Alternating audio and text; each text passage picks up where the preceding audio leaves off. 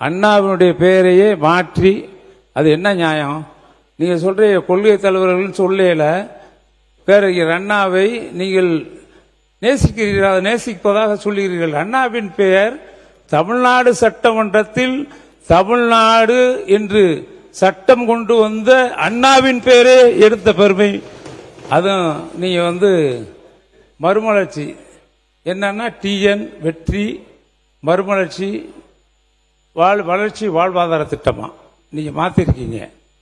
இது எதுக்கு மாத்தணும்? அண்ணாவினுடைய பேர் இருந்தா இருந்துட்டு போகுது. உங்களுக்கு என்ன அண்ணா கடவுள் மாதிரி அவர் பேர் இருந்தா இருந்துட்டு போகுது. கட்சிகள் தான் உங்களுக்கு பிடிக்கவில்லை என்றால் அண்ணாவை பிடிக்கலன்னா அண்ணானால தான் இன்னைக்கு இந்த கட்சிகள்லாம் ஆட்சிக்கு வந்திருக்கு. சாதாரண சாமானியர்கள்லாம் சட்டமன்றத்திற்கு வருவதற்கு வழிகாட்டியவர் பேரறிஞர் அண்ணா அவர்கள். அதை தொடர்ந்து இந்த இதுல திட்டத்தில் நீங்க பார்த்தீங்கன்னா நீங்க உங்களுடைய நிதிநிலை அறிக்கையிலே நான் படித்தேன் என்னவென்றால் நீங்க 6000 கோடி அதுக்கு ஒதுக்கி இருக்கீங்க. 6000 கோடி ஒதுக்கி அதுல இதுக்கு பெரிய அர்பனுக்கு, அதாவது பெரிய நகரங்களை சுற்றி இருக்கின்ற கிராம பஞ்சாயத்துகளுக்கு ஒரு 1000 கோடி சாலை வசதிகள் மேம்பாட்டு திட்டத்திற்காக ஒரு 1000 கோடி ஒதுக்கி இருக்கீங்க. இதுபோக மலை பகுதியில் இருக்கின்ற கிராமங்களுக்கு 100 கோடி ரூபாய் ஒதுக்கி இருக்கிறீர்கள். எங்கள் ஆட்சியிலே, கடந்த ஆட்சியிலே மலையில் இருக்கின்ற கிராமங்கள் அத்தனை கிராமங்களுக்கும் முதலமைச்சர் சாலை திட்டத்திலே மட்டுமல்லாமல் பல்வேறு திட்டங்களிலே மழை நீங்க நாமக்கல்ல பார்த்தீங்கன்னா நாங்க போதமலைக்கு 130 கோடி ரூபாயில இன்றைக்கு சாலை அமைக்கப்பட்டிருக்கிறது. அவருக்கு அமைச்சருக்கு தெரியும், அந்த மாவட்டத்தினுடைய அமைச்சருக்கு. போதமலைக்கு 130 கோடி கொடுத்திருக்கோம், கல்வராயன் மலைக்கு 60 கோடி கொடுத்திருக்கோம். இப்படி ஒவ்வொரு மலைப்பகுதியில் இருக்கக்கூடிய அத்துணை சாலைகளையும் இணைக்கின்ற பணியை முடித்து ஒரே ஒரு 5 சாலைகள் மட்டும்தான் மலைப்பகுதியில் நீலகிரி மலையாக இருந்தாலும் சரி, அல்லது இருக்கக்கூடிய ஏற்காடாக இருந்தாலும் சரி, அல்லது கோடை மலைப்பகுதிகளாக இருந்தாலும் சரி, மேகமலை பகுதிகளாக இப்ப போராட்டம் நடக்குது அந்த மலைப்பகுதியிலே சாலைகள் அமைத்திருக்கிறோம். இப்ப வெளியேற சொல்றாங்களே அதிலே சாலை அமைத்த ஆட்சி எங்களுடைய ஆட்சி. அனுமதி கொடுத்திருக்கிறது இது வனத்துறை. ஒரு 5 சாலைகளுக்கு மட்டும்தான் வனத்துறை அனுமதி கொடுக்காமல் இருக்கிறது. எங்கள் ஆட்சி காலத்திலே அத்தனை மலைப்பகுதிகளுக்கும் நாங்கள் சாலைகளை அமைத்திருக்கிறோம். அது மட்டுமல்லாமல் அவங்க அதற்காக 100 கோடி ஒதுக்கி இருக்காங்க. அந்த 5 சாலைகளுக்கு மட்டுமல்லாமல் இன்னும் வளர்ச்சிக்கு பயன்படுத்தலாம், அதை பத்தி ஒன்றும் இல்லை. ஆனால் அண்ணாவின் பெயரை மாற்றியதுதான் மிக வருத்தமாக இருக்கிறது. எதற்காக அண்ணாவின் பெயரை மாற்றி தமிழ்நாடு வெற்றி என்ன வில்லேஜ் எம்பவர்மெண்ட் டிரான்ஸ்பர்மேஷன் ரெஜினவேட்டிவ் இனிஷியேட்டிவ் என்று சொல்லி இருக்கிறார்கள். நீங்க அதை வச்சுக்க, கொள்கையாக வச்சுக்கலாம் அந்த அப்ரிவேஷனை. ஆனா என்னை பொறுத்தளவில் என்ன சொல்கிறேன் என்றால், திட்டத்திற்காக நிதி என்ன ஒதுக்கி இருக்கிறது என்றால் ஒரு 7100 கோடி ஒதுக்கி இருக்கீங்க. எங்களுடைய ஆட்சி காலத்தில் நான் குறிப்பிட்டு சொல்ல வேண்டும் என்றால் ஒரு விவரத்தை கொடுத்திருக்காங்க, எவ்வளவு கொடுத்திருக்கோங்கிறத.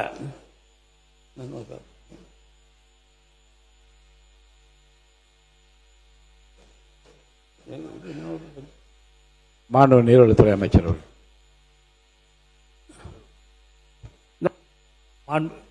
அண்ணா ஒன்னே ஒரு மாண்புமிகு பேரவைத் தலைவர் அவர்களே, அண்ணன் சொன்னாங்க எல்லாம் மலையில் வசிக்கிறவங்களுக்கெல்லாம் ரோடெல்லாம் போட்டிருக்கிறோம் அப்படின்ட்டு.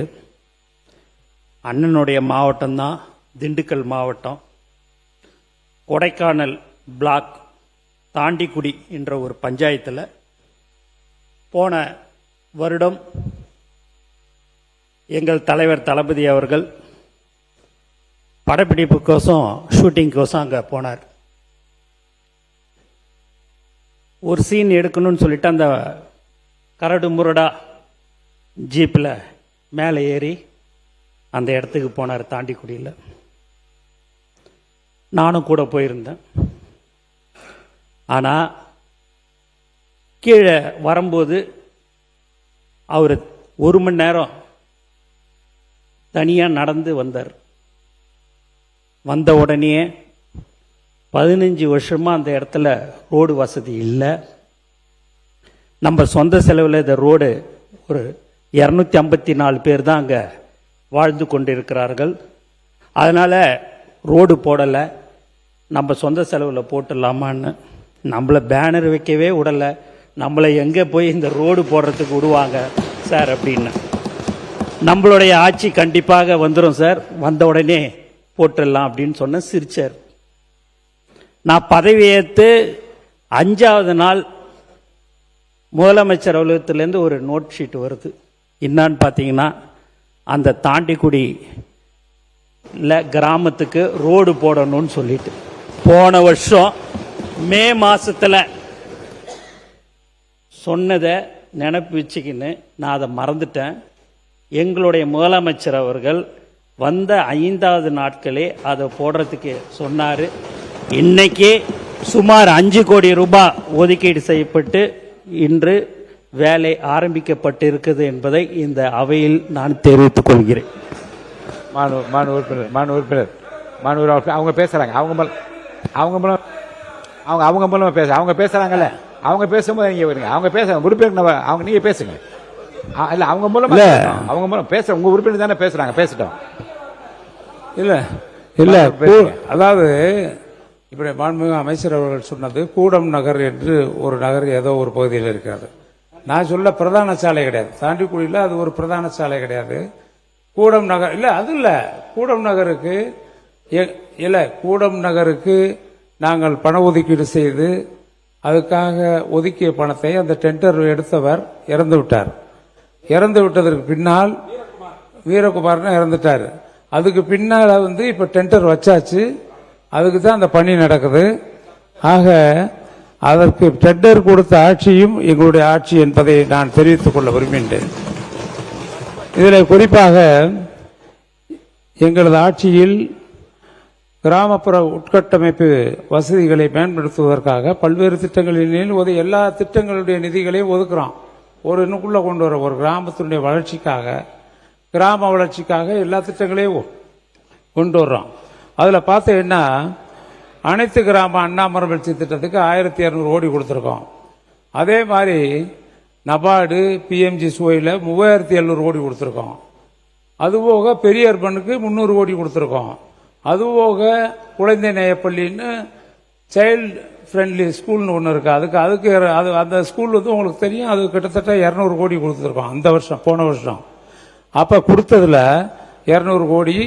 அதே மாதிரி கிராமத்தில் இருக்கக்கூடிய ஏற்கனவே கிராமத்தில் இருக்க நீர்த்தேக்க தொட்டிகள்லாம் 6 மீட்டர் 7 மீட்டர் தான் இருக்கு, அதை 12 மீட்டர் ஆக்கி இதுவரை வரலாற்றில் இல்லாதவருக்கு வானத்தை பார்க்கின்ற அளவிற்கு ஏறத்தாழ 7500 மேல்நிலை நீர்த்தேக்க தொட்டிகள் கிராமப்புறங்களில் கட்டப்பட்ட ஆட்சி கடந்த கால ஆட்சி என்பதை நினைவுற விரும்புகின்றேன்.